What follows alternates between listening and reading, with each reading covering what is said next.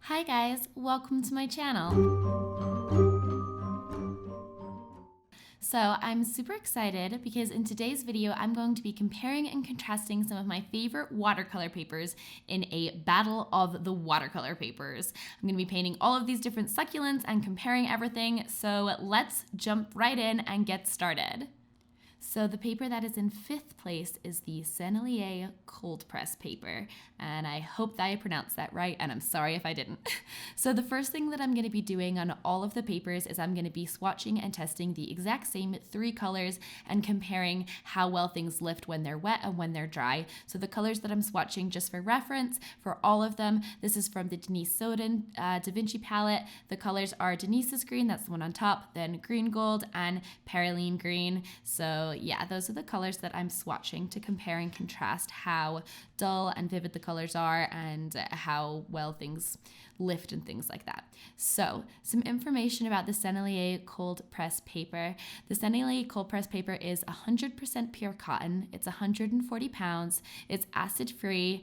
It is 8 1/4 inches by 5 7/8 inches, and there are 20 sheets per block. So as I just mentioned, this is a block style, so it has colored gum around the edges. This can be beneficial because it helps keep your paper from warping and wrinkling while you're drawing on it, but it does mean that at the end, or if you want to tape it to a board, you have to kind of like go through with a X-Acto knife and kind of start peeling the gum. And that can be kind of frustrating, but it's definitely a pro and con kind of thing if you like it or not. However, the Sennelier gum is colored. So for the cold press, it's green, and for the rough press, you'll see later, is yellow. So that is definitely visible if that's something that is going to bother you. And I do find that it's more of a thicker gum than the other ones that I've had. Other blocks that I've had, I can usually kind of run a paper, like a butter knife underneath it, and it'll just come undone really easily, but this one I have to use an X-Acto blade. It seems to be like very thick. Anyway, I've gotten distracted already. So back to the actual paper itself, it says on the website that it was created in collaboration with internationally renowned watercolorists and that it meets the rigorous demands of the most discerning artists.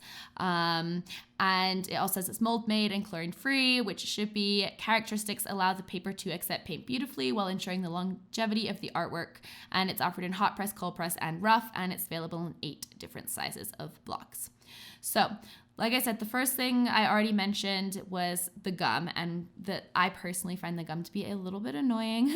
I do kind of like the fact that it's colored on the edges, but I could definitely see a lot of people not liking that, and sometimes it can be a little bothersome.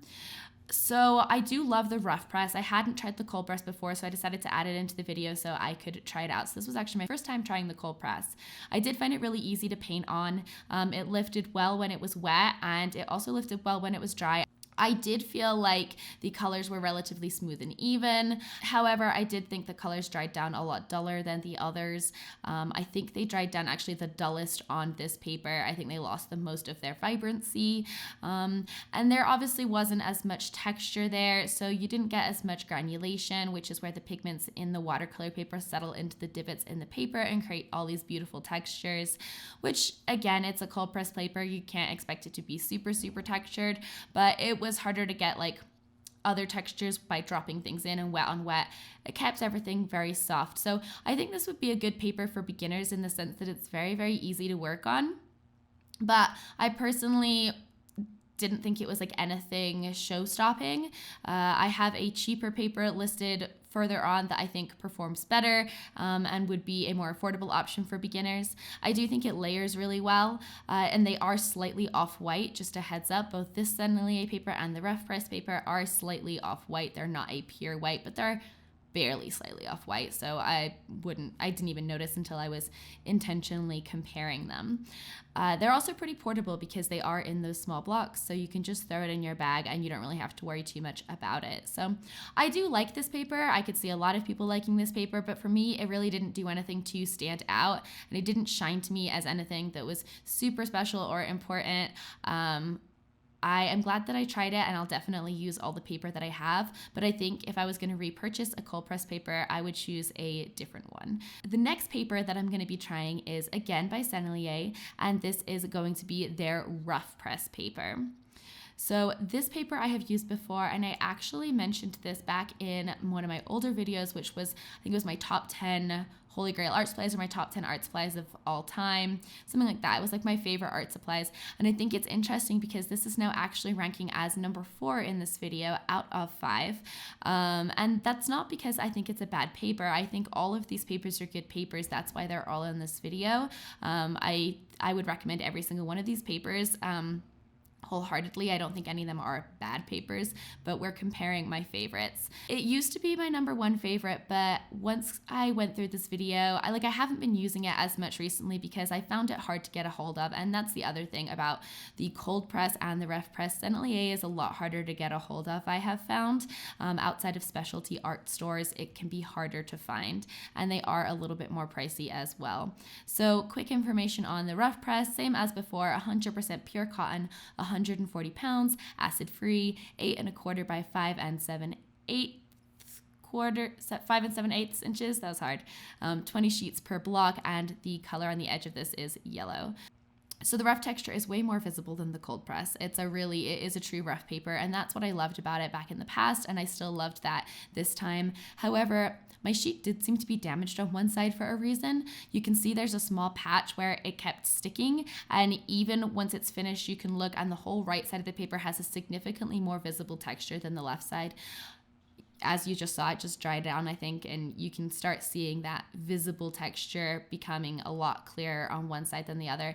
And I'm really not sure why that was, if it was just that my specific paper was damaged. I'm not really sure. I don't remember that happening when I used it before, so I'm going to assume that the piece that I was using was just a little bit damaged. The colors did seem to be less dull after drying than the cold press, but I do still feel like they were duller than most of the other papers that I tried in this video. Like I said, it used to be my Holy Grail paper, but I feel like I've just found a lot of other papers that I really like in the last few years. I do feel like you get quite a bit of granulation, probably some of the most granulation with this, at least in the right side of the paper. There's crazy texture, but again, I think that might just be because it was damaged. I think it was damaged. It is hard to get clean lines with this paper because of the texture. That's going to be something that comes up with all of the rough papers that I try in this video, just because there's more texture, it's going to be harder to get a clean line. But I did feel like this paper was the hardest to get the clean line with in terms of the rough paper, and it bled so much under the tape. All of my other papers bled a little bit under the tape, which leads me to think that I really need new tape, but this paper bled it was really, really weird. It literally bled out in a little, it looked like the paper absorbed it, and I didn't see that with any of the other papers.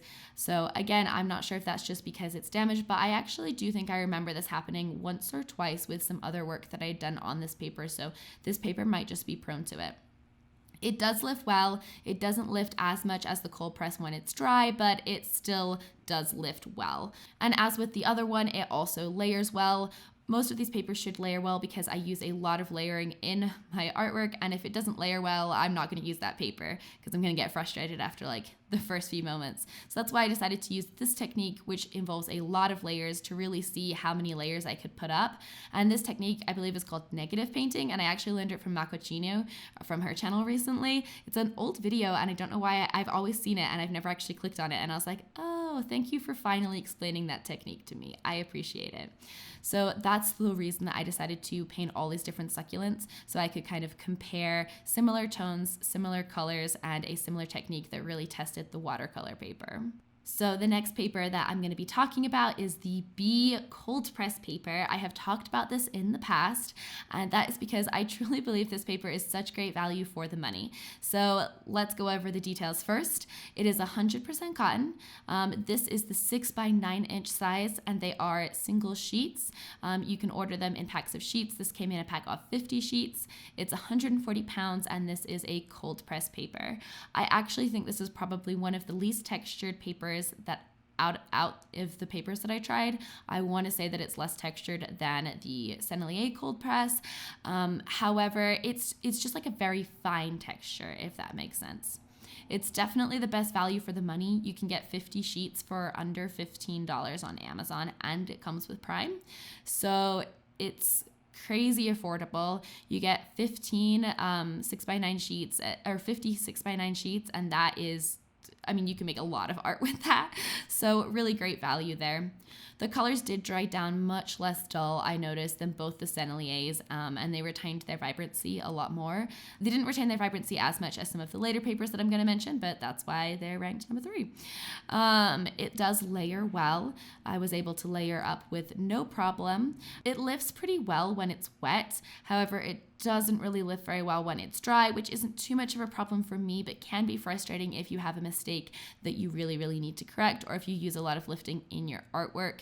I would say this probably lifted the worst dry out of all of them. For some reason, and I don't know if this is because the texture is a lot more fine, the edges and the layers become a lot more blurred with this paper as you build up, and I think it's a lot easier to get softer blending because of that. However, it can also create issues with like bleeding problems. If you wanted to get a really clean, tight line, that can be a little bit harder because it does tend to bleed and fuzz out a little bit more. Like I said, I mentioned the texture had more of a finer grain, and I think that makes it really interesting. You can get some really, really very pretty subtle effects with the texture in the B paper. So if you want a little bit of texture but you don't want it to take over your piece, this might be a good option for you as well. So this is definitely my number 1 recommendation for beginner watercolor paper. I think it performs really, really well, and I think that it is a great combination between being able to lift the paint while it's wet, but it not being too lifting that it would cause frustration, especially when you're a beginner and you're trying to layer and you don't know your water control as well. I think it can be easier to have a paper that doesn't lift as well when it's dry, because you're not going to accidentally disturb your layers if you put something in with too much water and you don't know how to fix that. That can be really, really frustrating. So definitely check out the B if you are starting to learn watercolor, or if you just want an affordable option of single sheets that you can throw in your travel bag. All right, so we're moving on to the top 2. So number 2 is the Arche Rough. So until recently, the Arche Rough was my number 1. And let me tell you, the top 2 are very, very close. Like, I'm not gonna, like, they're very, very close. I think they're both wonderful papers, and I love them both for what they are. However, I'll get to that. So let's talk about the Arche. So basic stuff. Arche is rough grain.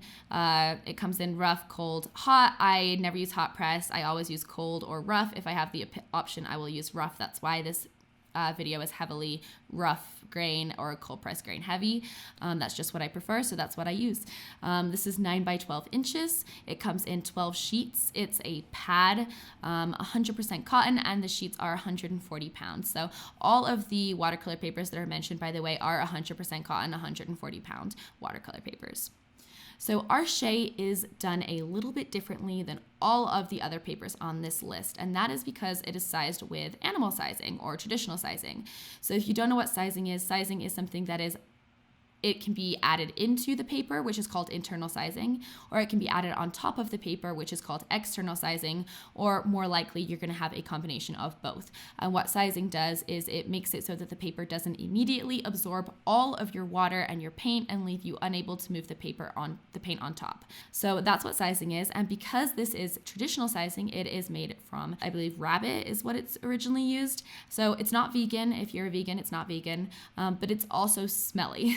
The smell doesn't like bother me that much, but dogs will eat it, or at least my dog will eat it a lot. She's eaten an entire pad of this paper, and she's eaten 2 artworks that were created on this paper, one of which was a painting of her own face.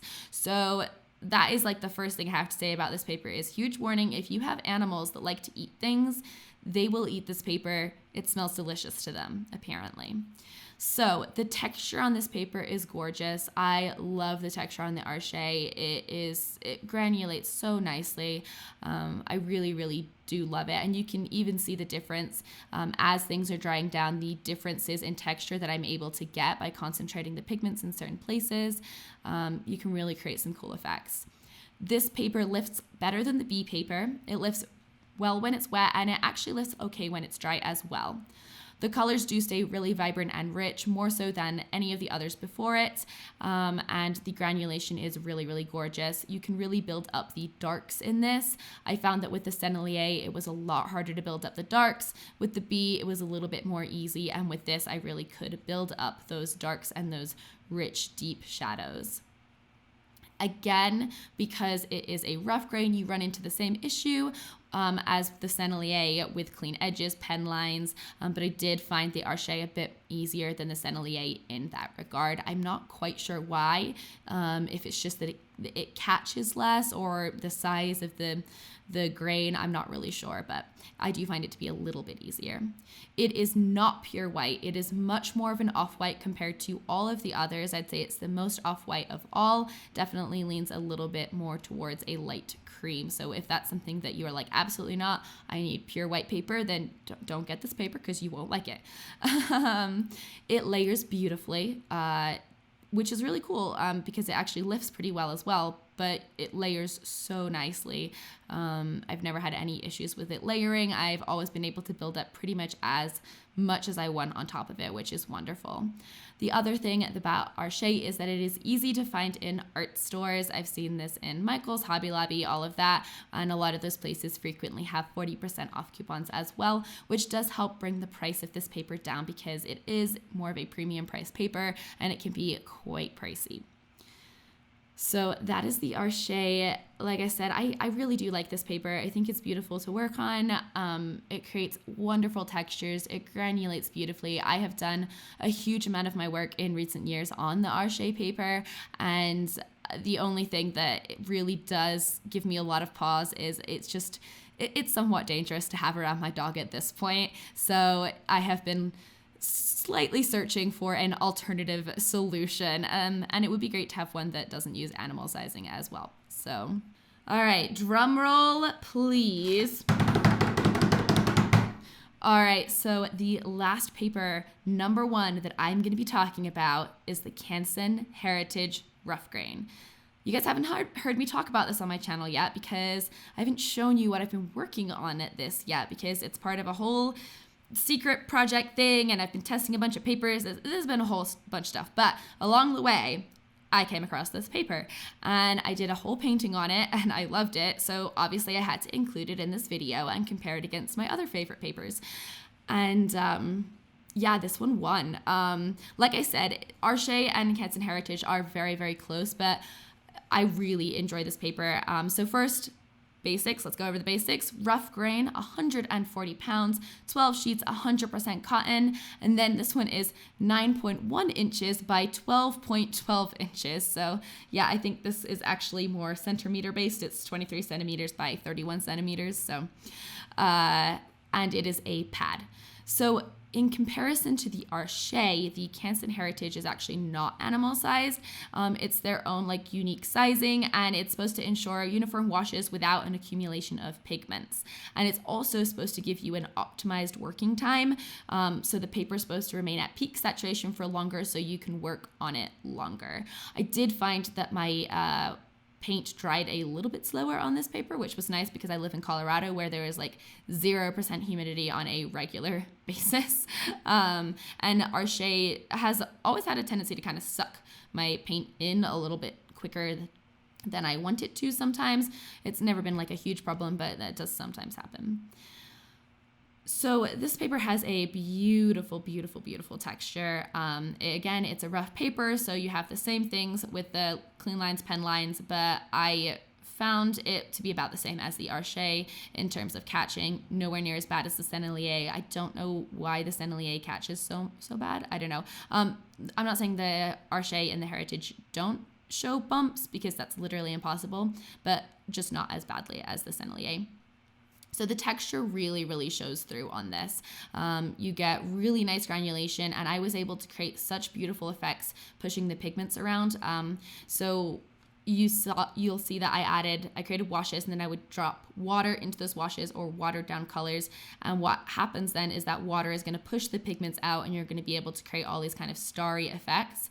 And that worked the best on this paper. I was able to get just really, really beautiful different tones, and I really loved that. And I feel like it gave me a lot of options for creating really distinct works and showing that off. So that was really cool.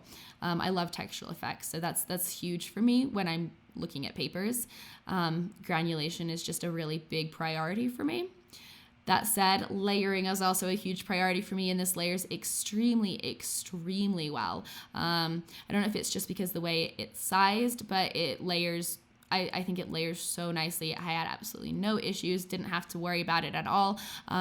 When I kept layering it on, a lot of times with papers, you'll sort of like build up all these pigments, and then you can't, like, things start getting really muddy. But it was like hard for this to become muddy. And part of this is talking about my experience using it in my other piece that you guys haven't seen yet, but you will see it soon.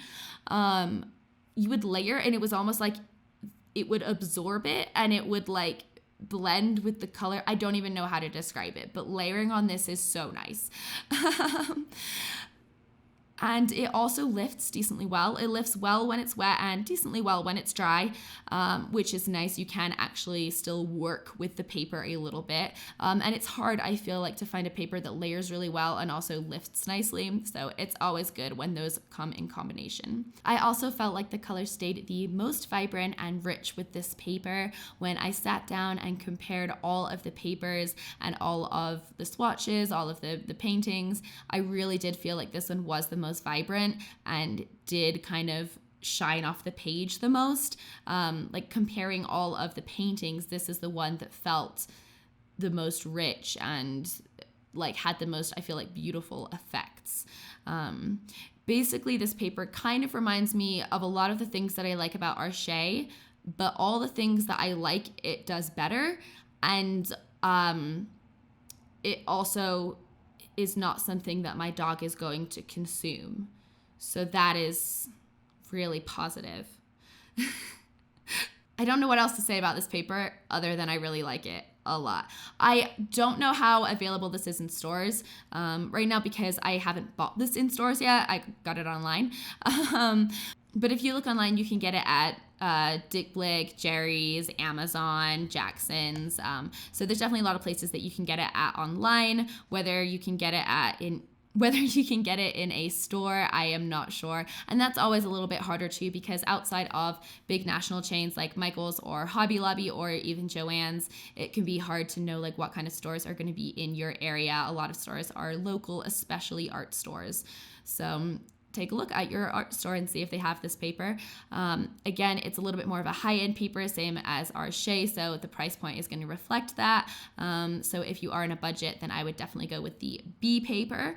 But that is it. Those are my top 5 favorite watercolor papers, ranked, compared against each other.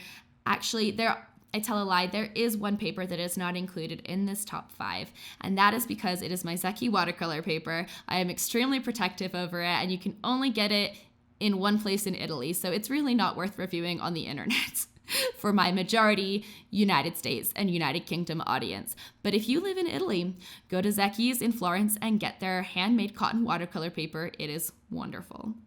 So I hope you guys liked this video. I hope you liked seeing me rank all my watercolor papers. I hope that it was helpful and informative for you. I really tried to convey as much information as possible so that you can make an informed decision when you are shopping and try to find the paper that is going to work the best for your technique and your art, because I truly think that the right paper can take what skill and what amazing art you're already creating and elevate it to the next level.